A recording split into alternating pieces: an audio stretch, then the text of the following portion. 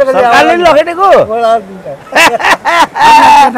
ल ठिक छ हजुरबा गजबले डायलग दिनु टिकट आएन त औषधि हावा पनि औषधि ल्याउने अनि पानी छर्किने सबै पानी छर्काउने त्यो पानी पनि त्यो सदा कहाँ यसो गलाउने ठाउँ हालिदिए पो हुन्छ यसो आकाश उडाएर जान्छ अहिले देख्नु भएन आकाश उडाएर जान्छ लड्डेलाई डाक्टर बिस्तारै आउनु म त भरियाको छोरो भारी बोकेर हिँडेको यसका लड्छु म योभन्दा ठुलो म सधैँ सजग भएर हिँड्न पर्ने सडक रहेछ तपाईँहरू सजग भएर हिँड्नुहोस् म त अब यस्तोमा भारी बोकेर हिँडेको मान्छे हुँ ओहो मलाई त डर लाग्यो नि डाक्टर साहब तपाईँलाई लाग्ने नै भयो नि सहरमा हुर्केको केटो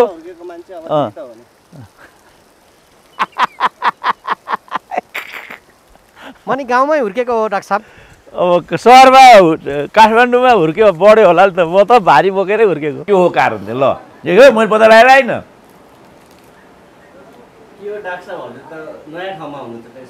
म नयाँ ठाउँमा आए पनि गाउँ ठाउँको मान्छे सबै गाउँले देखेपछि आफ्नै गाउँ पुगेको लाग्छ म त गाउँले हुँ नि त पहिला पहिला तपाईलाई देखा जस्तै नि लाग्यो डाक्टर साहब जहिले 5 स्टारतिर अथवा खाली 5 स्टार खाने मात्रै देखिन्छ तर यसरी खाना मान्छेले नौलो देख्छन् के भन्नु कहाँ नौलो म गाउँले भारी बोक्नेको छोरो भन्ने कतिचोटि भनिसक्यो नौलो हुन्छ उसले भाइले भनिसक्यो देखे जस्तो लाग्यो भन्दैछ भाइले देख्छ भाइले कहाँ देखेको गाउँमा भारी बोक्दै गर्दा देखेको होला मैले त्यस्तै त्यस्तै पहिला नि कहीँ यतैतिर देखा जस्तो लाग्यो देखा जस्तो चाहिँ लाग्यो हैन टिभीमा देखेको होला खोइ टिभीतिरै हो कि जस्ट देखा जस्तो लाग्यो इन्टरभ्यूतिर हो कि डाक्टर सुरेन्द्र केसी हो उहाँको नाम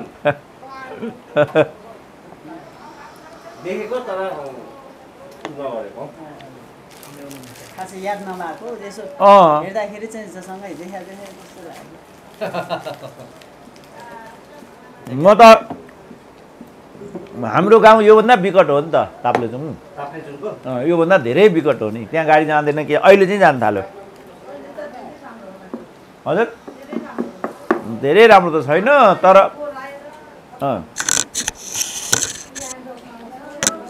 तपाईँको गाउँमा पनि यसरी फोहोर फ्याँक्छन् डाक्टर हाम्रोमा फोहोरको कन्सेप्टै छैन अब अहिले चाहिँ जिल्लामा फोहोर हुन थाल्यो सदरमुकाममा बस्ती बाग्लो भएपछि फोहोर हुने त हो अनि अस्ति म जुम्ला जाँदाखेरि मैले भनेर आएँ जुम्लाको समस्या 5 वर्षपछि सबैभन्दा ठुलो समस्या फोहोरकै हुन्छ ताप्लेजुङमा नै अब हुन थाल्यो हुन्छ हाम्रो गाउँमा चाहिँ त हुने कुरा भएन धेरै टाढा भयो सदरमुकामबाट 4 घण्टा लाग्छ तर डाक्टर त्यहाँ ढोकेन जी 5-10 वर्षपछि चाहिँ त्यहाँ पनि हुन्छ ल्याउन छैन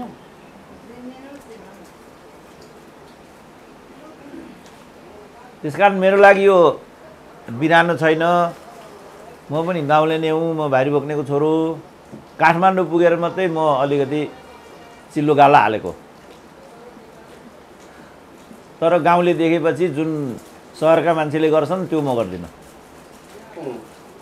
गाउँले देख्ने बित्तिकै तपाईँ घुलमिल हुन थाहा सकिहाल्छ सजिलै किनभने गाउँले भरिएको देश हो नि त हाम्रो सहर त सीमितै छन् सबभन्दा ठुलो सहर भनेको काठमाडौँ हो नेपालको सबैभन्दा गएको सहर काठमाडौँ जस्तो लाग्छ मलाई अलिकति सहर भन्न लागेको पोखरा छ त्यसपछि धरान छ त्यसपछि बुटोल टु भैरवाको नयाँ जुन रोड हो त्यो होला कि भन्ने मेरो आशा छ अनि ललितपुर छ ललितपुरको जुन यो ललितपुर पाटन पुरानोलाई छोडेर जाउलाखेल एकान्त कुनातिरको जुन एरिया हो त्यो चाहिँ अलिकति सहर भनिदिउँ भन्दा त्यति फरक नपर्ला भक्तपुरमा हाम्रो कामरेड रोहितले सरसफाइ गरेको छ अरे भन्ने सुन्छु तर त्यहाँ मलाई चाहिँ फतवा जारी भएको हुनाले जान सक्दिनँ म भक्तपुर चाहिँ किनभने गुणगान गाउनुपर्छ भन्छन् भक्तपुर अब रोहित अब डिक्टेटोरियल मेन्टालिटीको मान्छेले गुणगान मात्रै मन पराउँछ आलोचना मन पराउँदैन आलोचनात्मक चेत र सोच उनीहरूलाई स्वीकार्य हुँदैन अब म त जन्मजात आलोचनात्मक सोच र चेतको मान्छे भएँ म त्यसकारण उनीहरूले मलाई फतवा जारी गरे देख्ने बित्तिकै मलाई घुर्चिने यस्तो योचोटि झापाइमै एउटा तिग्रेले झन्नै ठटायो मलाई भनेको डाक्टर साहबलाई भक्तपुरमा स्वागत गर्दैनन् वास्ता गर्दैनन् अथवा फतवा जारी भनेको आउँदै नआओस् भन्ने खालको छ हैन आउँदै नआओस् भन्ने छँदैछ आयो भने यो किन आयो भनेर आँखा घुर्ने क्या यसरी त्यस्तो खालको, किनभने त्यो डिक्टेटोरियल मेन्टालिटीको पहिला माओवादीको पाला पनि त्यही हुन्छ भन्थे नि। यहाँ दुःख दिन्थे कि ऊ तपाईँहरूलाई दुःख दिए माओवादीले? डिक्टेटोरी मेन्टालिटी भनेको के हो यो डाक्टर साहब?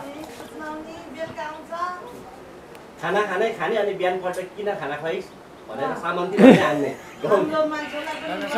म पनि हिजो चाहिँ सिस्टोल गएँ, म पनि बिरामी भएँ। सिस्टोलमा तपाईँ पुगेर फर्केर आइसके पछाडि के स्वास्थ्यमा असजिलो? मलाई एकदम असजिलो छ। मलाई चाहिँ धमाधम डाइरिया भइराखेको छ। तीको खानपान लिएर तीको हावापानीले भन्ने मलाई लागेको छ। किनभने कति अपराधीहरूले छोरी बलात्कार गरिरहेका हुन्छन्, बुहारीमाथि जाइलागेका हुन्छन्। यस्तो पदमा कसैको स्वास्नी हुँदैमा, कसैको भक्त हुँदैमा, कसैको हनुमान हुँदैमा पुर्याइनु उचित हुँदैन। यो विधेयकलाई सदर गर्नुभन्दा तपाईँले राजीनामा दिनु उचित हुन्छ। हामी तपाईँको साथमा छौँ। तपाईँ त्यहाँबाट बाहिरिएर फिल्डमा आउनुहोस्। निदाएको मान्छेलाई बिउजाउन सकिन्छ, निदाएको बाहना गर्ने मान्छेलाई त कसरी बिउजाउने? पशुपतिका बाँदरहरू जम्मै या त एड्स होइन भने क्यान्सर पीडित छन् भन्ने छ। एउटा सिस्डोलमा हामीले एउटा पाउरोटी खायौँ, त्यसको त कहाँ बहुमत हुन्छ र? 135 को कसरी बहुमत हुन्छ? आफ्नो बहुमत सङ्ख्या, आफ्नो मत सङ्ख्याको पो बहुमत हुन्छ होइन र? 135 को पनि बहुमत हुन्छ र? सदनमा उपस्थित भएका सङ्ख्याको बहुमत भयो भने सिद्धिराज साहब कि सिङ्गो सदनका कम्तीमा बहुमत? मैले तान्न खोजेको सिङ्गो सदन 271 अहिले छन्, 271 को 136 त उपस्थित भइदिएको भए हुन्थ्यो भन्ने कुरोमा 135, त्यसमा 60 विमति भन्ने कुरा आयो। अब त्यो चाहिँ प्राविधिक कुरा भयो र सङ्ख्या देखाएर उल्लु सान्ने कुरा भयो। त्यो भयो भने प्रतिपक्ष पनि त्यसमा संलग्न भन्ने अर्थ आउँछ। किनभने यिनीहरूले विगत समयदेखि नै यस्तो गरिआएका छन्। नगरे जस्तो गर्ने र आफूलाई मन लागेका विषयहरू चाहिँ त्यो प्रक्रियाबाट भए पनि गरेरै छाड्ने अभ्यास चाहिँ यो छ। म चाहिँ यो कुरामा त्यस्तो जोड दिन चाहन्न। कुन कुरामा म अलिकति उल्लेख गर्न चाहन्छु भने यहाँ चाहिँ नैतिकता र मोरल, इथिक्स एन्ड मोरल सबैभन्दा महत्त्वको कुरा हुन्छ। अब इथिक्स र मोरल भन्ने कुरा चाहिँ अप्सनल हुन्छ र पर्सनल हुन्छ। त्यो तपाईँलाई कुन चिज नैतिक लाग्छ, कुन चिज अनैतिक लाग्छ, त्यो चाहिँ पर्सेप्सनको कुरा भयो। आमाबाबु पाल्नु नैतिक दायित्वको कुरा भयो। अब आमाबाबुको काम जन्म दिने हो, जन्म दिइहाले, अब आफ्ना काम सिद्धियो भनेर आफ्नो बाटो लाग्नु पनि अर्को पर्सेप्सन छ। वेस्टर्न सोसाइटीमा चाहिँ आमाबाबुप्रतिको दायित्व एकदमै गौण हुन्छ भन्ने छ र बुढेसकालमा वृद्ध वृद्धाले चाहिँ वृद्धाश्रममा गएर जीवन बिताउनुपर्छ भन्ने छ र ती प्रवृत्तिहरू क्रमशः यतातिर पनि आउँदैछन्। किनभने पाश्चात्य संस्कृतिले पूर्वीय संस्कृतिलाई दमन गर्दैछ। औषधोपचारमा होस्, राजनीतिमा होस्, धर्ममा होस्, सामाजिक आचार विचारमा, पार्टी इत्यादिमा होस्। उपाध्याय बाहुन भन्छ सबभन्दा ठुलो जाँड पार्टी चलाउँछ।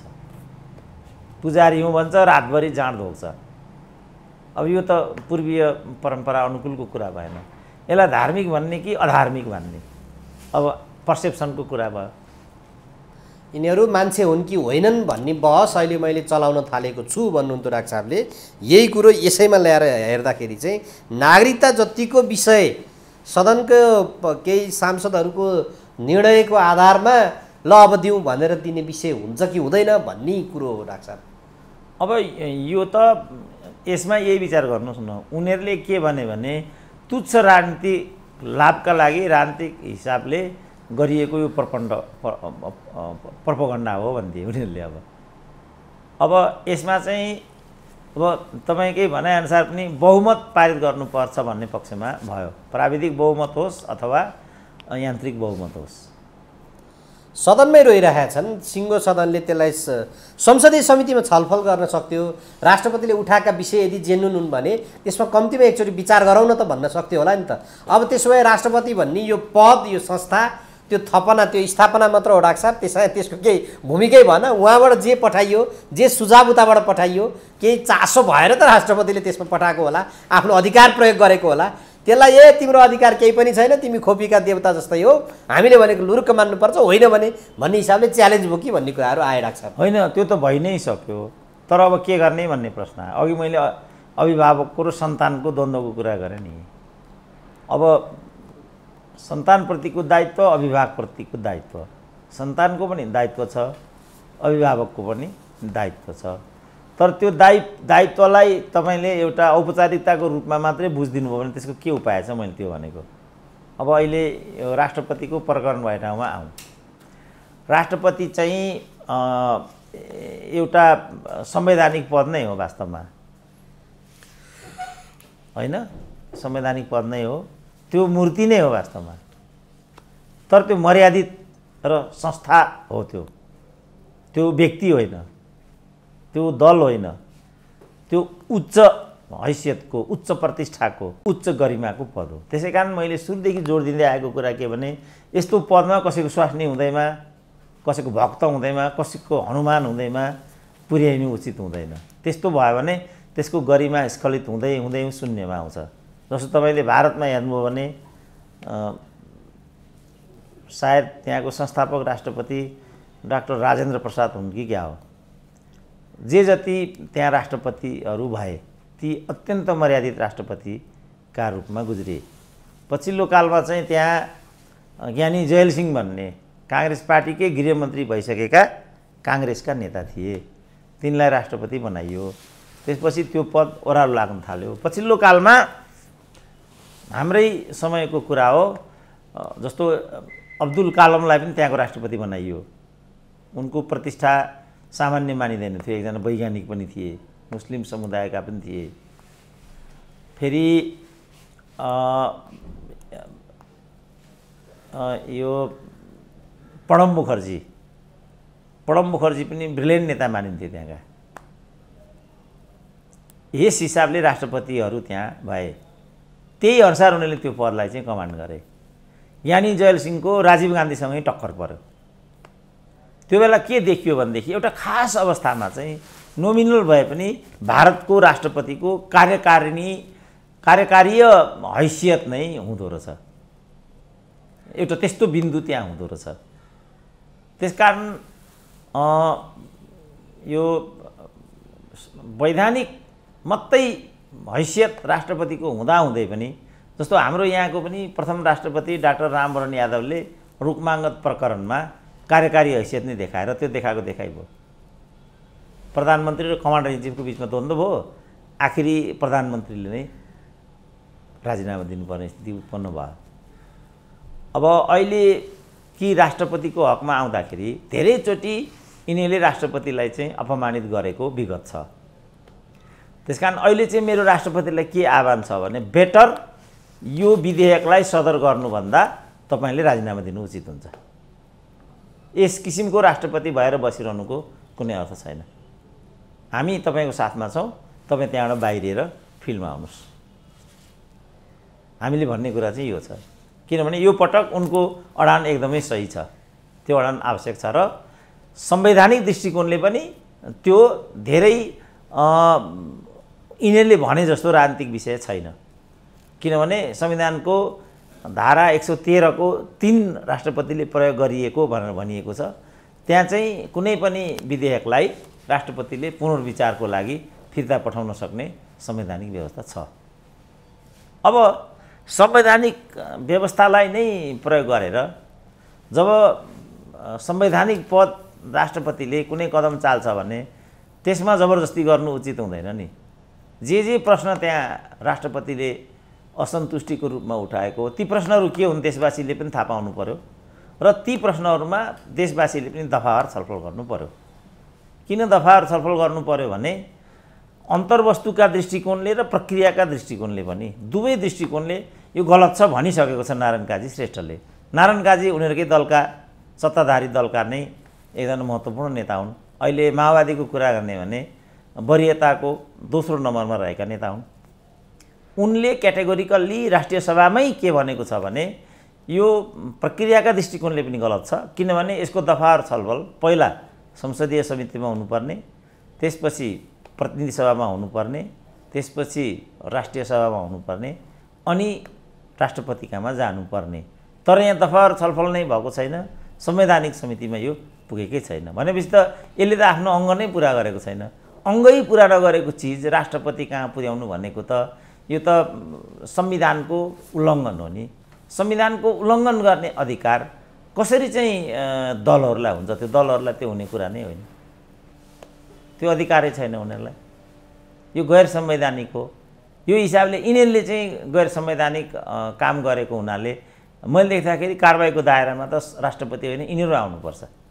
अब उनीहरूलाई मतलबै छैन, किनभने उनीहरू त 6 महिना जो पायो त्यसलाई चाहिँ मन्त्री बनाउँदै हिँड्छन्, प्रधान न्यायाधीशलाई उत्तरण टाङ लगाइदिन्छन्। चाहिँ कसैले पनि गर्यो भनेदेखि महाअभियोगको चाहिँ दण्ड तिर्स्याउँछन्। अनि वरियता प्राप्त भएको अधिकृत प्रहरी अधिकृतलाई चाहिँ उपेक्षा गरेर रुँदै घर जाने बनाउँछन्। खुल्लमखुल्ला राष्ट्रपतिकी स्वास्नीले चाहिँ नेपाली काङ्ग्रेसलाई बहुमत नदिने भने बजेट आउँदैन भनेर धम्क्याउँदै हिँड्छन्। प्रधानमन्त्रीको श्रीमतीले भन्दै हिँड्छन्। अब विदेश भ्रमण जान्छन्, यस्तो भन्छन् उस्तो भन्छन्, अपमान सहेर फर्किन्छन्, त्यसको जवाबदेहिता लिँदैनन्। पूर्व प्रधानमन्त्री हुँ भन्छन्, पुष्टि नहुने कुराहरू गर्दै हिँड्छन्। डाक्टर साहब, अब संविधानले राष्ट्रपतिलाई विधेयक पुनर्विचार गर्न यदि आवश्यक राष्ट्रपतिले ठानेमा भनेर उल्लेख गरिदिएको छ, त्यसअनुसार अधिकार केही दिएको देखिन्छ।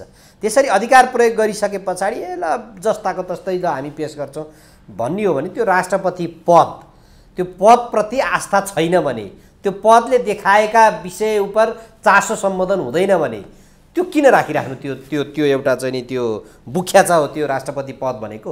कसैलाई श्रद्धा नै छैन।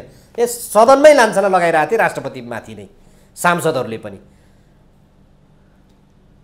अब मैले भनिहालेँ नि, यो चाहिँ संवेदनशीलताको जवाफदेहिताको कुरा हो। त्यो चाहिँ अप्सनल हुन्छ, कम्पलसरी हुँदैन। त्यो एकाडेमिक हुन्छ, एक्जिक्युटिभ हुँदैन। अब तपाईँ के गर्नुहुन्छ? कसैले त्यसलाई अवज्ञा गर्यो, कसैले त्यसलाई मानेन, त्यसको के उपाय छ त? त्यसको त केही पनि उपाय छैन। संवैधानिक गरिमालाई आफूले पनि धान्नुपर्छ, राज्यले मुलुकले पनि मान्नुपर्छ। अपेक्षा यो होइन। विगत समयदेखि नै अहिलेकी राष्ट्रपतिमाथि अनेक किसिमका प्रश्नहरू तिर्स्याइयो। हुँदाहुँदै पनि राष्ट्रपतिलाई आफ्नो फोल्डमा पार्ने अनेक हरकतहरू पनि भए। प्रचण्डले कहिलेकाहीँ राजमाताको रूपमा अपव्याख्या गर्न खोजे। मदन भण्डारीको पनि गुणगान गाए। त्यो सबै मदन भण्डारीको गरिमा बढाउनलाई थिएन, राष्ट्रपतिको गरिमा बढाउनलाई थिएन।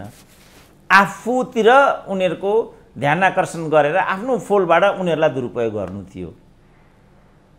अब जब पूर्व प्रधानमन्त्री भइसकेको नेताले नै चिजलाई यसरी अपव्याख्या गर्छ, दुर्व्यवहार गर्छ भने अब यसको लागि हामी के भन्न सक्छौँ? गुरुलाई मान्नुपर्छ।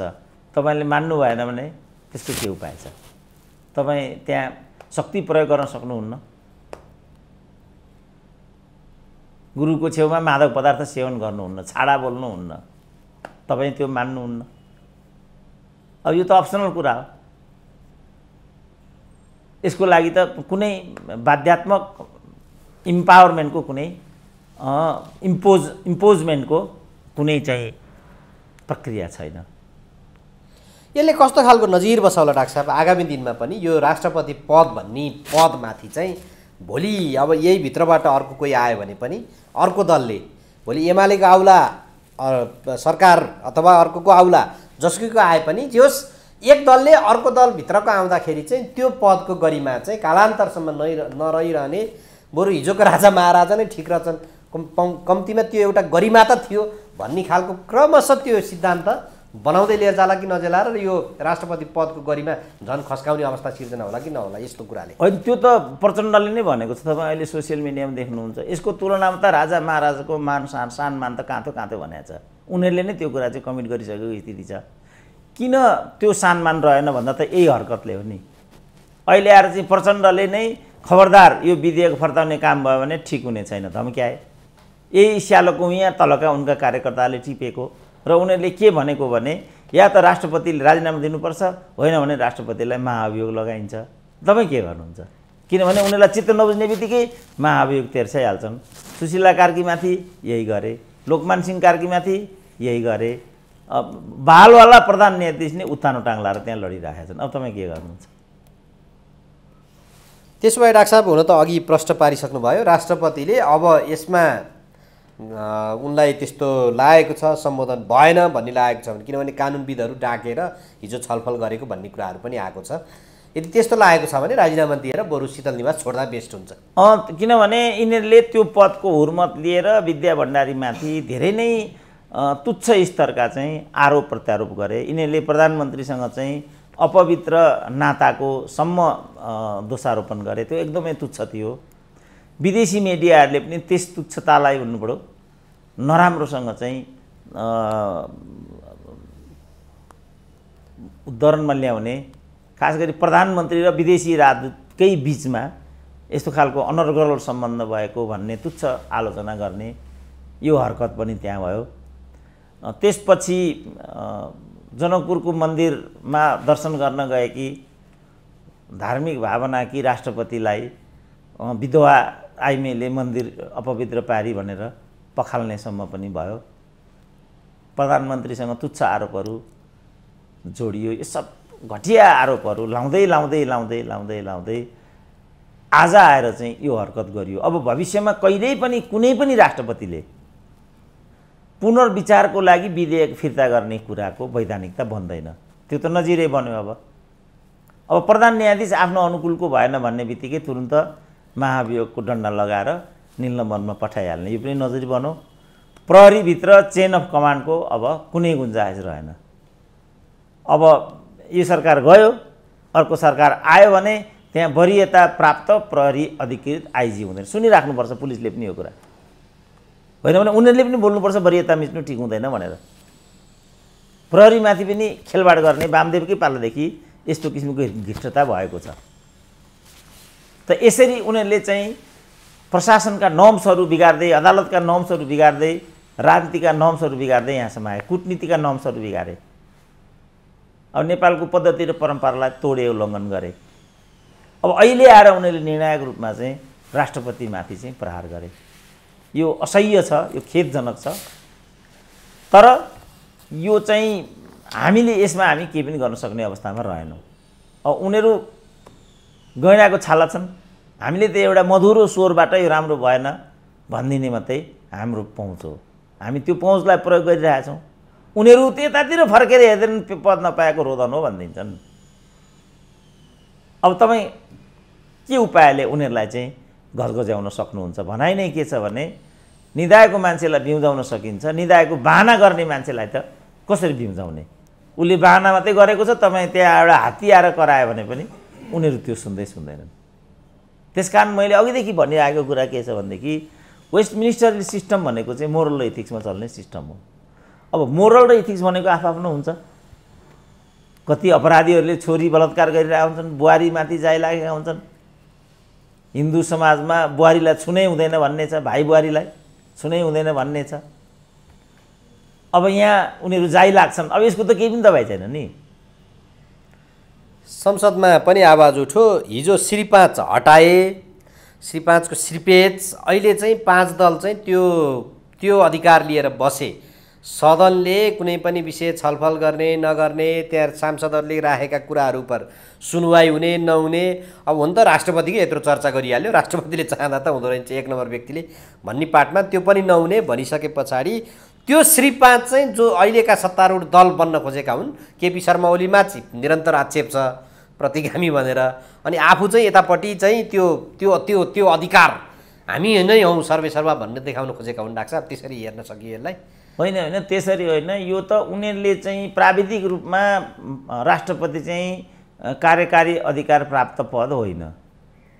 जे तलबाट गयो त्यसलाई आँखा चिम्लेर सदर गर्नुको विकल्प राष्ट्रपतिसँग हुँदैन भन्ने मान्यताबाट उनीहरू परिलक्षित छन्। अब दुःखको कुरा के भयो भने जुन यो नागरिकता भन्ने प्रकरण छ, यो नागरिकता भन्ने प्रकरण चाहिँ नेपाली जनताको नाममा ल्याइएको छ र एक थरी नेपालीहरूको बुझाइ चाहिँ के छ भने यो नेपाल र नेपालीलाई प्राथमिकतामा र लक्ष्यमा राखेर ल्याइएको विधेयक होइन। तर नेपालीहरू नै प्यारालेलमा यसलाई लिएर चाहिँ दुई भागमा भए।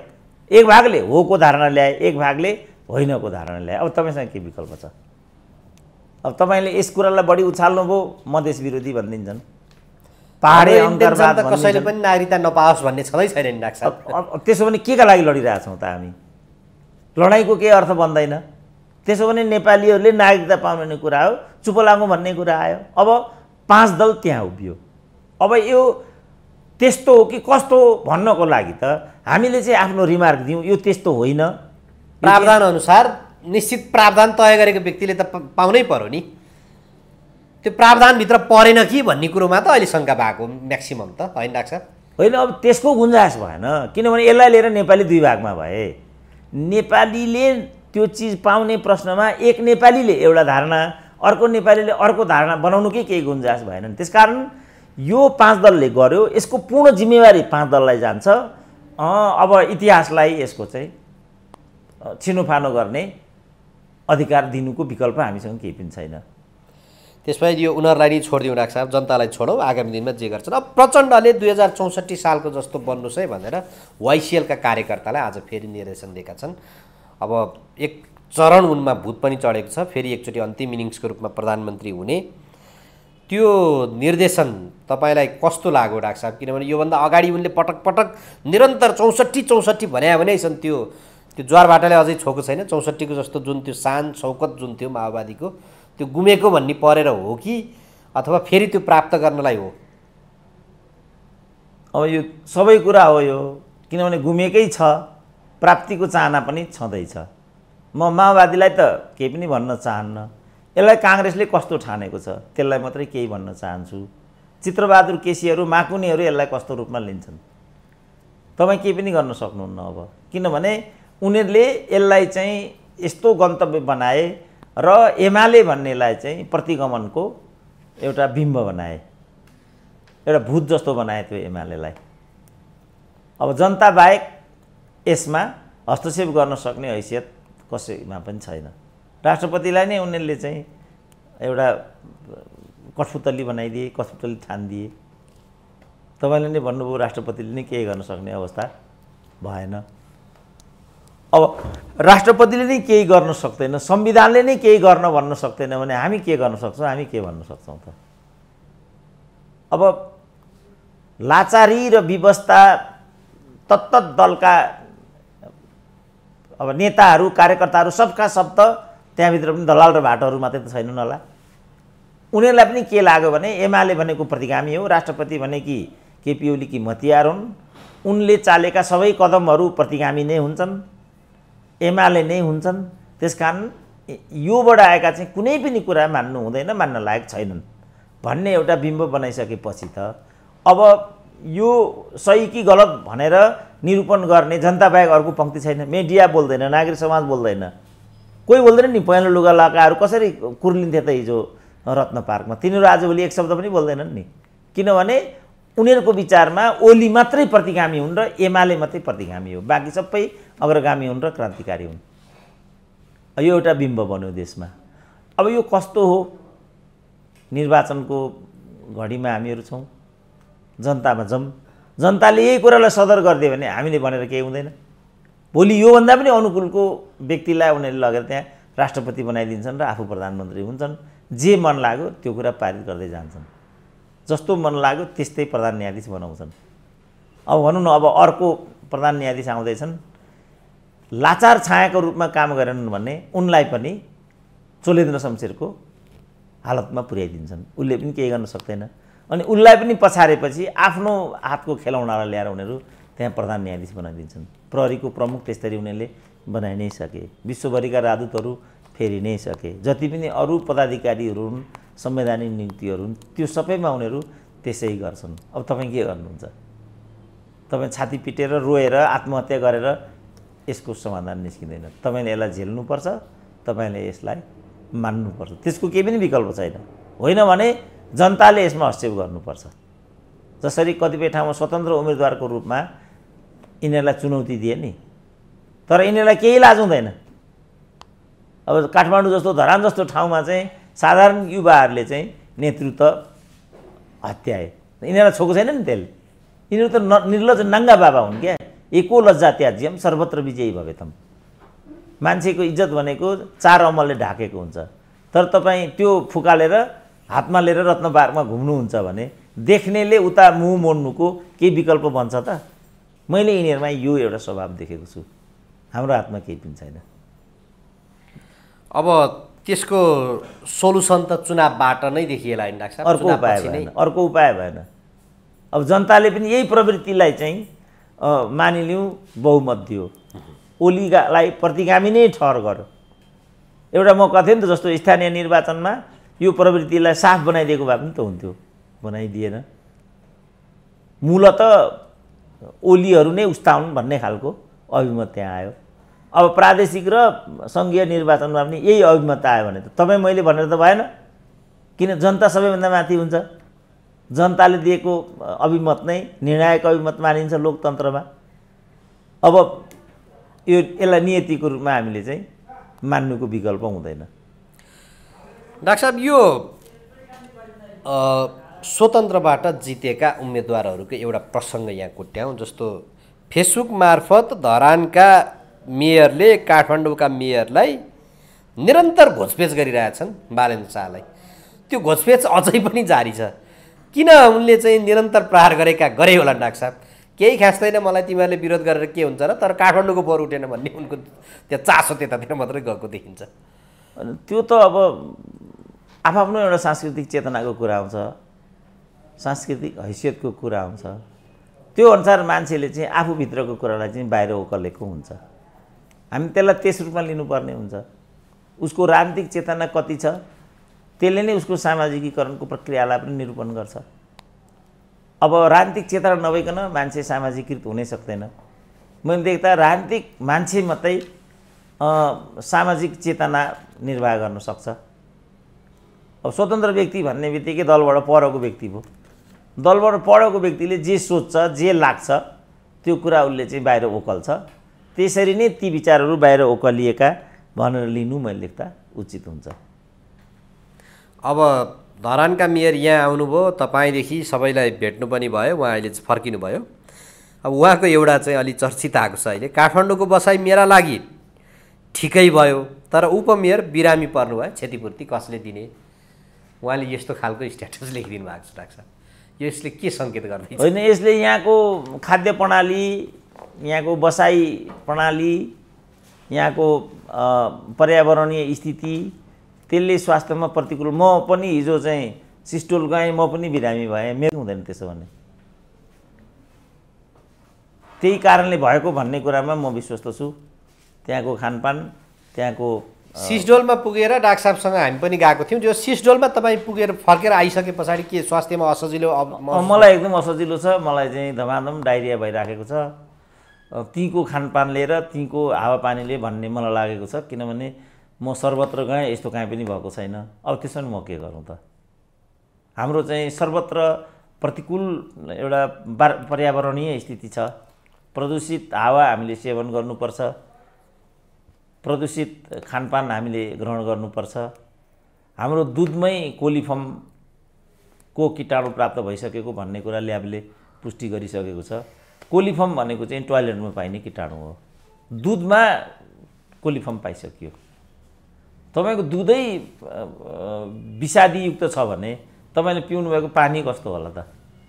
तपाईँले खानुभएका अन्य खाद्य पदार्थहरू कस्ता होलान्? म के सुन्छु भने काठमाडौँको जति पनि तरकारीजन्य पदार्थ छ त्यो चाहिँ टुकुजाको पानीले पखालिन्छ भन्ने छ, जुन चाहिँ आफै ढलयुक्त पानी हो। जहाँ ढलयुक्त खानेकुरा खाइन्छ, जहाँ काठमाडौँको महिनौँ दिनदेखि चाहिँ फोहोर सफा भएको हुँदैन, अनि त्यहाँ कस्तो किसिमको खाद्यान्न होला, कस्तो किसिमको बसाइ होला, त्यसको असर त मान्छेमा पर्छ नै होला नि त। त्यो कत्रो कुरा भएर, त्यो मैले त ठुलो कुरा होइन। तपाईँलाई एक दिन गएर त्यहाँ स्थानीयवासीसँग साक्षात्कार गरौँ, के रहेछ समस्या बुझौँ भनेर जानु हुँदाखेरि नै बिरामी पर्नुभयो भनेपछि त्यहाँ त सयौँ वर्षदेखि 81 वर्षदेखिका पनि व्यक्ति थिए।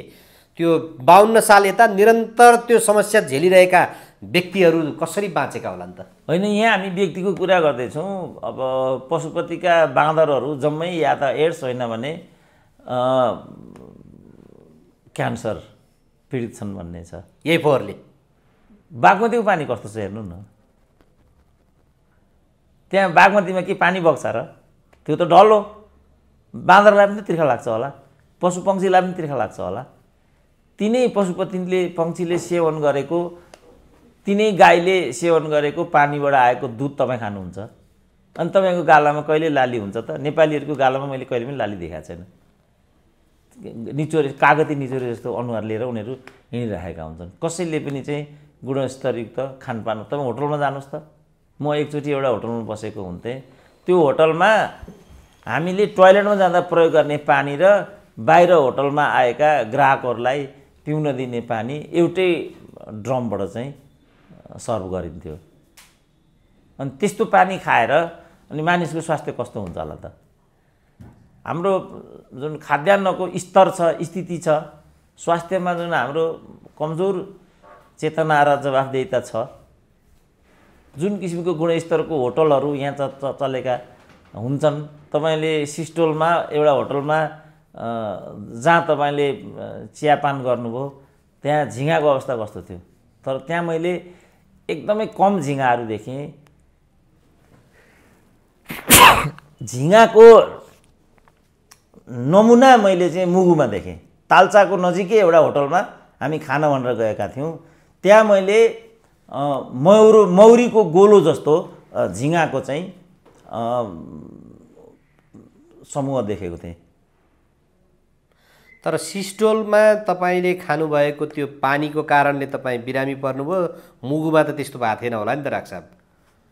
अब त्यहाँ चाहिँ म जुम्लामा आइसकेपछि जुम्लाको मार्सीपछि चाहिँ फेरि बिरामी भएको थिएँ, त्यो मार्सीको कारणले भन्ने छ। हामीले यो नुवाकोटमा जम्मा 2टा खानेकुरा खायौँ। एउटा सिस्टोलमा हामीले एउटा पाउरोटी खायौँ। त्यसपछि माथिल्लो कुन ठाउँ थियो त्यस ठाउँमा हामीले आएर चाहिँ टाउट माछा खायौँ। त्यो टाउट माछा चाहिँ गुणस्तरहीन भन्दा पनि बढी प्रोटिनियस भएर मैले चाहिँ डाइजेस्ट गर्न नसकेको हो कि भन्ने साथीहरूको भनाइ छ। म कसैलाई दोषारोपण गर्न चाहन्न। खालि तर जो स्वास्थ्यमा त गाँथमा चाहिँ आराम हुन सकेन डाक्टर साहब, तपाईँ सिस्टोल गएकै कारणले बिरामी भएको त हो नि? त्यसमा दुई मत छैन। अब जब त्यो हो भने अनि धरानका मेयर काठमाडौँमा आएर बिरामी भयो भने त्यो कसरी स्ट्याटसको विषय भन्छ र भनेको मैले। मै धरान जाउँला फेरि बिरामी आउँला, त्यो स्ट्याटसको विषय भन्छ र? त्यो स्ट्याटसको विषय भन्दैन।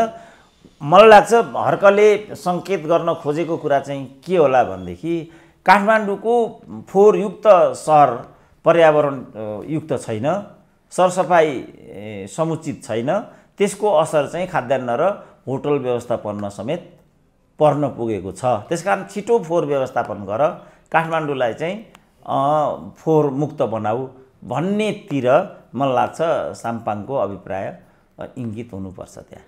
डाक्टर साहब, अब तपाईँ एक दिन केही घन्टा त्यहाँ गएर स्थानीयसँग त्यहाँ साक्षात्कार गर्दैमा स्वास्थ्यमा यस्तो प्रतिकूल असर देखियो भने त्यहाँ वर्षौँदेखि बसेकाहरूलाई कस्तो भइरहेका होला, उनीहरूका गुनासाहरू पनि सुन्नुभयो।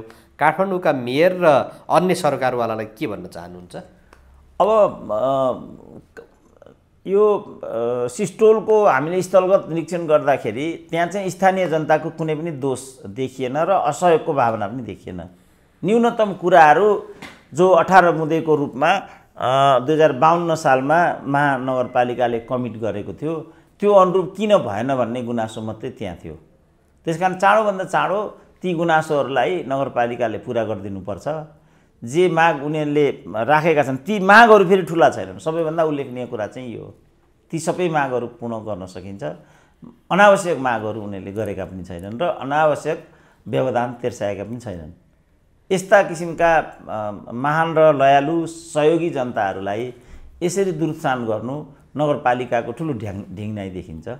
त्यसकारण म काठमाडौँका मेयरलाई आह्वान गर्दछु कि यो गम्भीरतालाई तपाईले बुझेर नगरपालिकाले जो ढिङ्ग्याएर गल्ती गर्यो विगत समयमा त्यसप्रति क्षमा प्रार्थी हुँदै उहाँले चाँडोभन्दा चाँडो यो समस्या सल्टाउनेतर्फ अगाडि आउनुपर्छ। उहाँले यो गर्न सक्नुहुन्न भने हामीलाई भन्ने पनि हुन्छ, हामी बीच बचाउ गरिदिन्छौँ र एउटा वे आउट निकालिदिन्छौँ। तर भीम उपाध्यायले भने जस्तो उहाँले यो समस्या सल्टाउनै पर्छ, कुनै विकल्प छैन। यसको लागि मैले विधि पुराना अन्तर्वार्ताहरूमा उल्लेख पनि गरिसकेको छु। अल्पकालीन र दीर्घकालीन गरेर यसको 2टा प्याकेज हुन्छ। अल्पकालीन स्थानीय निकायसँग स्थानीय जनतासँग सहकार्य गरेर वे आउट निकालिनुपर्छ। दीर्घकालीन चाहिँ विज्ञहरूसँग बसेर यसलाई सेग्रिगेसनको थ्योरीमा गएर कुहिने र नकुहिने, प्लास्टिक जन्य र सिसा 2-3 किसिमको फोहोर वर्गीकरण गरिकन जो इन्धनमा रूपान्तरण गर्न सकिन्छ, मलमा रूपान्तरण गर्न सकिन्छ, मलमा रूपान्तरण गरिदिने र जो कच्चा पदार्थमा रूपान्तरण गर्न सकिन्छ कच्चा पदार्थमा रूपान्तरण गरिने। योचोटि म सुरुङ्गाको एउटा कार्यक्रममा जाँदाखेरि त्यहाँका स्थानीय नगरपालिकामा मेयरको पदमा प्रत्याशी बनेका शेरबहादुर थापाहरूको एउटा त्यहाँ अभियान रहेछ। त्यो अभियान चाहिँ यस्तो खालको प्लास्टिकको बोतल जहाँ फेला पर्यो त्यो बोतल चाहिँ 2 रुपियाँमा किन्ने, 2 रुपियाँमा किनेर 5 रुपियाँमा बेच्ने, जुन आएको 3 रुपियाँ हो त्यो चाहिँ एउटा कमजोर वर्गको लागि चाहिँ समाज कल्याणार्थ चाहिँ प्रयोग गरिदिने। भनेपछि कुनै पनि चिज त काम नलाग्ने भन्ने त हुँदैन।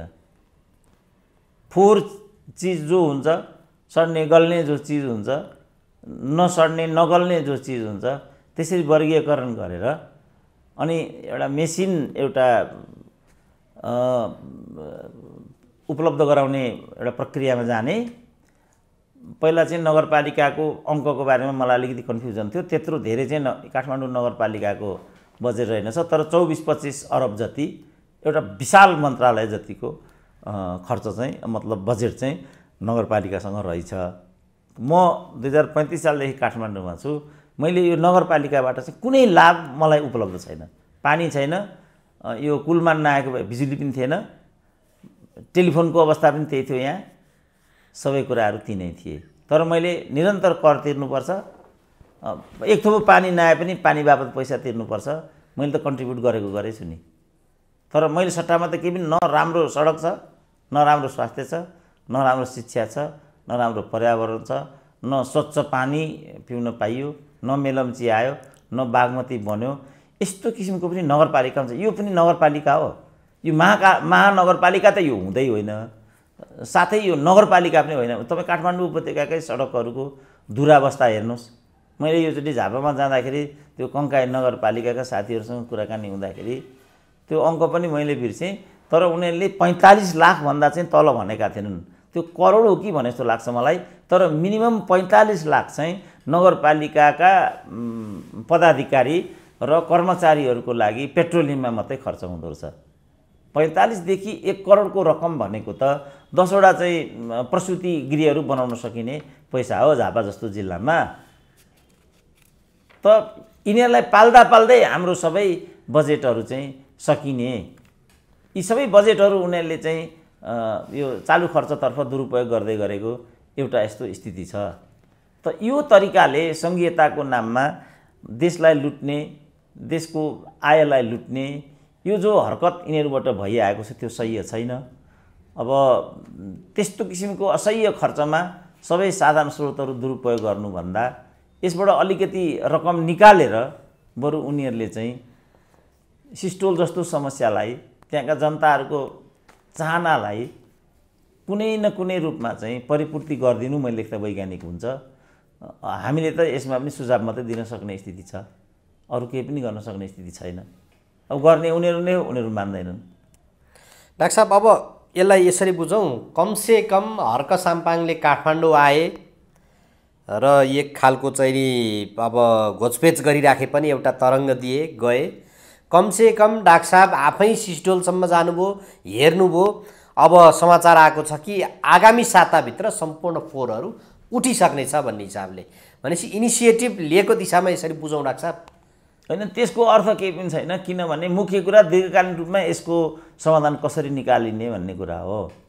पुलिस लगाएर यहाँको फोहोर चाहिँ बन्चरी डाँडामा फाल्दैमा यो समस्याको निकास आयो भनेर आत्मसन्तुष्टि गर्न सकिने ठाउँ छ र? के भयो त? बन्चरी डाँडाका जनतालाई कसरी मतोमा ल्याइयो, सिस्टोलका जनताहरूले कसरी सहमति जाहेर गरे, त्यो हामीलाई चाहियो नि त। यिनीहरूले चाहिँ 18 बुँदे गरेको रहेछ, मलाई नै थाहा थिएन त्यो 18 बुँदे के हो भनेर। सिस्टोल र बन्चरी डाँडाको समस्या के हो भन्ने कुरा हामीलाई नै थाहा थिएन। काठमाडौँमा बसेर गुड्डी हाँक्ने हामीहरू। कति किलोमिटर रहेछ यहाँ त्यहाँ? 19 किलोमिटर परको कुरा भने धेरै टाढा होइन नि। त्यहाँ स्थलगत निरीक्षण भइरहेको छैन, मिडियाकै भइरहेको छैन होला। यहाँ जो अहिले डिप्युटी मेयर भएकी छिन् उनी नै त्यहाँ पुगेकी छिन् कि छैनन्? विगत समयमा 80,000 को तलब खाएर बस्थिन् भन्ने म सुन्छु। त्यसकारणले यो फोहोर फ्याँक्यो फ्याँकिएन भन्ने कुरा एकदमै गौण हो। फोहोर नफ्याँके पनि हुन्छ अहिलेलाई, तर यसको दीर्घकालीन वे आउट निकाल्नु पर्यो। मुख्य प्रश्न चाहिँ यो हो। जहिले पनि फोहोरलाई राजनीतिको विषय बनाउने, फोहोरको राजनीति गरिरहने पाइँदैन नि। त्यसो त उनीहरू मेलम्ची पनि आयो भने चाहिँ उद्घाटन गरेर पनि हिँड्थे। उद्घाटन गरे, राष्ट्रपति बोलाए, धारा खोले, अनेकै भयो। अनि के अर्थ भयो त त्यसको? त्यसकारण यो एकचोटि फोहोर फ्याँक्यो भन्ने कुरा हामीलाई सुनाइरहनु आवश्यक छैन, यसको केही मतलब छैन। मुख्य कुरा फोहोर दीर्घकालीन रूपमा समाधान हुनु पर्यो। फोहोरभित्र राजनीति गर्नु भएन, फोहोरको राजनीति गर्न पाइएन। यो गर्ने को हो किन हो त्यो श्वेतपत्र नगरपालिकाले जारी गर्नै पर्छ। अरू सबै गफ हुन्छ। मलाई चाहिँ त्यो चाहियो। म आफै गएँ, म यसलाई ग्लोरिफाई गर्न चाहन्न। अरू गएको कुरालाई पनि म महत्त्व दिन चाहन्न। किनभने जनतालाई दमन गरेर पुलिस तेर्स्याएर तपाईँ फोहोर फाल्नुको अर्थ हुँदैन र त्यो कुनै बहादुरीको कुरा नै होइन। त्यो मुख्य कुरा किन फोहोरमा राजनीति छ, किन फोहोर फालिँदैन, किन पटक पटक सिस्टोलको समस्या चाहिँ उब्जिरहन्छ, यो हो नि मुख्य कुरा त। बाँकी सबै गौण हुनु, त्यसको केही अर्थ छैन। यहाँ कोही एकले वीर भइरहनु पनि आवश्यक छैन। एकजना व्यक्तिले केही गर्न सक्ने कुरा पनि आउँदैन। मुख्य कुरा फोहोरलाई स्थायी समाधानको दिशामा लैजानु पर्यो। त्यो बाहेक अरू कुराको मैले लेख्दा केही पनि अर्थ छैन। त्यतातिर मैले लेख्दा प्रवेशै गर्नु हुँदैन। क्षणिक रूपमा चाहिँ त्यसो भए महानगरले समस्या समाधान गर्ने दिशामा लग्यो होला, एक साताभित्र हामी फोहोर फालिसक्छौँ भन्ने हिसाबले। दीर्घकालीन रूपमा चाहिँ अब त्यहाँ कार्यक्षेत्रमा पनि हेरेको हिसाबले, यहाँको समस्या पनि हेरेको हिसाबले, सारमा डाक्टर साहब के सुझाव दिन चाहनुहुन्छ? दीर्घकालीन रूपमा चाहिँ के गर्न सकिएला? किनभने अब यो फोहोरको समस्या चाहिँ फेरि अर्को 2-4 दिनपछि यस्तै बनेर आउने जस्तो लाग्छ। दीर्घकालीन रूपमा एउटा विज्ञहरूको समूह गठन गर्नु पर्यो र फोहोर व्यवस्थापन गर्ने र फोहोरलाई पुनरुत्पादन गर्ने जुन मेसिनीकरणको प्रक्रिया हुन्छ त्यो प्रक्रियाको एउटा अन्तर्राष्ट्रिय परामर्शदात्री समूह र परामर्शदात्री समूह बा यिनै विज्ञ समूह खडा गरेर त्यसको पहल कदमीमा त्यस खालको मेसिन कहाँ कसरी उपलब्ध हुन्छ? त्यो चाइनामा छ, जर्मनीमा छ, कहाँ छ? ब्रिटेनमा छ। किनभने सबैले फोहोर व्यवस्थापन गरेको छ। अस्ति प्रचण्डले जापानकै पनि गुड्डी हाँक्थे। के उनी गर्न खोजिरहेछन् त? ढाँटेर देशलाई लुट्नु भएन क्या, जनतालाई दुःख दिनु बहादुरी होइन क्या। उनीहरूले यो कुरा बुझ्नुपर्छ। आज चाहिँ बालेन शाह आए भने अर्को सालेन शाहले भोलि चाहिँ चितवनमा प्रचण्डलाई पनि जवाफ दिन सक्छ। शेरबहादुर र केपी ओलीहरूले पनि पराजयको कालो मुख बेहोर्नु पर्ने हुनसक्छ भोलि उनीहरूले। त्यसकारण उनीहरू जनताकै वारिस हुन्, ठुला मान्छे होइनन्। उनीहरूले आफूलाई ठुलो ठान्नुको अर्थ केही पनि छैन। धुलो उडाउँदै, गाडी गुडाउँदै जनताले तिरेको करबाट नाक ठुलो पार्नुको कुनै अर्थ हुँदैन। उनीहरू जनताको नजरमा गिरिसकेका छन् अब आएर। त्यसकारण योभन्दा बढी नगिर्नको लागि समय रहँदै उनीहरूले चाहिँ आफ्नो छवि सुधार्नुपर्छ र त्यो प्रक्रियाबाट फोहोर प्रशोधन गर्ने जो विधि हुन्छ, सेग्रिगेसनको जे थ्योरी हुन्छ, त्यो थ्योरीमा जानु पर्यो दीर्घकालीन रूपमा। अरू कुराको केही पनि अर्थ छैन। जापानतिर कि कता गएर, जापानतिरै गएर प्रचण्डले फोहोर व्यवस्थापनका लागि सहयोगमा आएको छु भनेर पनि आएका हुन् नि। त्यो कुरा हामी सुन्नै चाहँदैनौँ। हामीलाई परिणाम चाहियो कि भन्नु पर्यो हामी गर्न सक्दैनौँ, कि हुँदैन भन्नु पर्यो हामी मन बनाएर बस्छौँ नि। तर माथिबाट ढल बागमतीमा हाल्ने अनि तल बागमती सफा गर्न 75 अरब त उनीहरूले त्यसमा सकेका छन्। बागमती अधिकार सम्पन्न उच्च स्तरीय बागमती आयो भने तलब खाएका छन्, भत्ता खाएका छन्, गाडी चढेका छन्, संसार गरेका छन् उनीहरूले। अनि माथिबाट फोहोर कोचेर अनि तल चाहिँ बागमती सफाइ गरेर हिँड्दा बागमती सफा हुन्छ त कहिले? जबसम्म तपाईँ माथिबाट हाल्नुहुन्छ तलबाट त वस्तु त आउँछ होला नि त। त्यति पनि नबुझिकन कसरी तपाईँ पर्यावरणवादी हुनुहुन्छ, कसरी तपाईँ मुख्य सचिव हुनुहुन्छ? मुख्य सचिव त ग्रेजुएट नगरी भइँदैन होला त। वातावरण सम्बन्धी विश्व आचार संहिता के छ? पवित्र नदीमा ढल लगेर हाल्न पाइन्छ? यसको अन्तर्राष्ट्रिय संहिता छैन? लु लठुवाले अनपढले त बुझेन मैले माने, ग्रेजुएट गरेको मान्छेले यति कुरा नि बुझ्दैन, त्यो सब भइरहेछ त अनि। त्यस कारणले हाम्रा देशका शासकहरूले, हाम्रा देशका प्रशासकहरूले पूर्णतः अपराध गरेका छन् त्यसको विरुद्धमा। पर्यावरणलाई दूषित गराउनु पाइँदैन। यो धरती चाहिँ हाम्रो मात्रै होइन, जीवजन्तु जनवारहरूको पनि उत्तिकै हो। त्यसकारण कमसेकम 40% जङ्गल चाहिँ सुरक्षित रहनुपर्छ भन्ने अन्तर्राष्ट्रिय मानक छ। हामी कहाँ त्यति जङ्गल चाहिँ छ, त्यो कुरा मैले माने।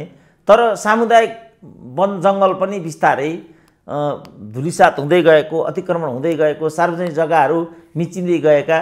काठमाडौँमा त सार्वजनिक जग्गा हुँदै नभएको यो सहर चाहिँ कङ्क्रिट सिटी भइसकेको। यस्तो बेलामा यहाँ त फोहोरको मात्रै उत्पादन भइरहनु त अवश्यम्भावी छ। जब त्यो हो भने फोहोरको पुनरुत्पादन र व्यवस्थापनको वैज्ञानिक विधिमा जानुको विकल्प छ त के? यति कुरा त म जस्तो एउटा आम मान्छे त हुँ, म पर्यावरणको दृष्टिकोणले मसँग के ज्ञान छ र न मलाई त्यसमा पढाइ छ, न मलाई त्यसमा विज्ञता छ, केही पनि छैन नि। न मैले वातावरणको क्षेत्रमा कुनै कामै गरेको छु, केही पनि छैन। तर जति सुनेको, जति अध्ययन गरेको छु, त्यो आधारमा म यति कुरा भन्छु कि हामी चाहिँ स्थितिको धेरै गम्भीर पडाउमा छौँ। जनसङ्ख्या जसरी काठमाडौँमा थुप्रेको छ, यसले फोहोरभन्दा अरू उत्पादनै गर्दैन। एक खालको फोहोरी जनसङ्ख्या भयो काठमाडौँको। सम्पूर्ण रूपमा फोहोर घरमा घरमै सडकमा ल्याएर फालिदिने, कौसीमा बसेर केरा खाने, भुइँमा बोकेर फालिदिने, सार्वजनिक स्थलमा जाने, धुम्रपान उडाइदिने, त्यति पनि थाहा हुँदैन। सार्वजनिक ठाउँमा धुम्रपान उडाउनु हुँदैन भन्ने पनि थाहा छैन नेपालीलाई। तपाईँ जानुहोस् त होटलमा छिर्न सकिँदैन, उल्टो ठुलो आँखा उ गर्छ, बसमा धुवा उडाइरहेको हुन्छ उसले। त यो जनसङ्ख्यालाई सचेत बनाउनु पर्नेदेखि लिएर त्यो अनुसारको चाहिँ आचरण गर्नुपर्ने दायित्व अहिले हामीसँग छ र यसको अग्रता नेतृत्वले लिनुपर्छ, राजनीतिले लिनुपर्छ, नोकरशाहहरूले लिनुपर्छ, प्रहरीले लिनुपर्छ, प्रशासनले लिनुपर्छ, सेनाले लिनुपर्छ। सबै संवेदनशील रूपमा ढिलो भइसक्यो के अब? यसलाई योभन्दा नि उता हामी गयौँ भने हामी बाँच्न सक्ने अवस्थै छैन। अब कुनै नदीहरू, म अस्ति जुम्ला गएको थिएँ, त्यहाँ चाहिँ हिमा र तिला नदी छन्। अब जुम्लामा सहरीकरणको प्रक्रिया तीव्र छ, बागमती जस्तै गनाउन थालिसक्यो चाहिँ तिला नदी। 5 वर्षपछि त बागमती भन्दा नि गएको अवस्था हुन्छ तिला नदीको। अब यो मैले चाहिँ कुरा गरेँ जुम्लाको। अब हुम्लामा के छ, मुगुमा के छ, कालीकोटमा के छ, अन्यत्र के छ? अरू सबै सहरहरूमा नदी छँदैछन्, त्यहाँ पनि त्यस्तै छ। अनि यसलाई समयमै हामीले आफ्नो कमान्डमा नलिने हो र राज्य बलियो नहुने हो भने त नेपालमा एउटा सबैभन्दा खराब के भयो भनेदेखि मान्छे अत्यन्त शक्तिशाली, मान्छे अत्यन्त धनी, तर देश अत्यन्त कमजोर र राज्य अत्यन्त निरीह, निर्धन। त यो अवस्था रहिरहनु उचित हुँदैन। यो अवस्थालाई चाँडोभन्दा चाँडो नियन्त्रण गर्नुपर्छ र एउटा स्वस्थ र स्वच्छ बाटोमा हामीले जानुपर्छ। त्यो नहुने हो भने मलाई लाग्छ ढिलो हुन्छ। अब हाम्रो हातमा त केही पनि छैन, हामीले वार्न गराइदिने हो, देशवासीहरूलाई आह्वान गर्ने हो, भाइ तिमीहरूको स्थिति एकदम नाजुक छ। यिनीहरूले यो सबै कुरा अर्कालाई लक्ष्य गरेर आफ्नो स्वार्थ अनुसार भयो भने सबै कुरा सुम्पिदिने। यिनीहरूले यही अनुसार कर्णाली सुम्पे, यही अनुसार महाकाली सुम्पे, यही अनुसार कोशी सुम्पे, अझै पुगेको छैन उनीहरूलाई। यही अनुसार अरुण 3 सुम्पे, यसरी नै वनजङ्गल सिद्ध्याए, यसरी नै कल कारखाना सिद्ध्याए, उद्योग सिद्ध्याए, ट्रली सिद्ध्याए, भृगु कागज सिद्ध्याए। सबै त्यही कारणले आज हामी बेरोजगार भयौँ, महँगी बढ्यो। अझ यो हुन दिने हो भने अनि भोलि के हुन्छ त? अब नागरिकतामा आइपुगे, नागरिकको बिचमा द्वन्द्व बढाउने प्रपञ्च समेत उनीहरूले। अब यहाँ अहिलेसम्म मुख छोडाछोड मात्रै छ, भोलि हात छोडाछोड हुन्छ। पदीय गरिमाहरू धरा धुलिसात भइहाल्यो। के पदीय गरिमा त के छ र? यहाँ कसलाई प्रधानमन्त्री लाटो प्रधानमन्त्री भनिदिन्छन्। अब नभनौँ भने ऊ अन्तर्राष्ट्रिय सम्मेलनमा गएर राल काट्छन्, उङछन्। अब सांसदहरू संसदमा कम्प्युटर चलाएर भिडियो हेरेर बसिरहेका हुन्छन्, किनभने उनीहरूले त्यो पदमा किनेको खालि एउटा आत्मतुष्टिको लागि खालि सांसदको लोगो मात्रै लगाएको हो। त्यहाँ बस्नु पर्दा भिडियो हेर्ने गफ गरिरहेको छ, नभए त आटा। अब अनि यस्तो भएपछि त यो त धेरै नै गैर जिम्मेवारी हो नि त। यसमा चाँडै नै नसम्हालिने हो भने मैले देख्दा हाम्रो भविष्य धेरै नै अप्ठ्यारो छ। अब सोच्ने मान्छेले सोचुन्, हामीले त भनिदिने कुरा हो, भनिदिएका छौँ। घर छेउमा पहिरो छ, बुझ्नेलाई कुरो गहिरो छ, कुरा बुझ्नु टाप कस्नु भन्ने कि एउटा उखान छ भन्ने मात्रै हाम्रो हातमा रह्यो। हुन्छ डाक्टर साहब, यो महत्त्वपूर्ण विचार र समयको लागि म यहाँलाई धन्यवाद र आभार व्यक्त गर्छु। ल हस्, धन्यवाद।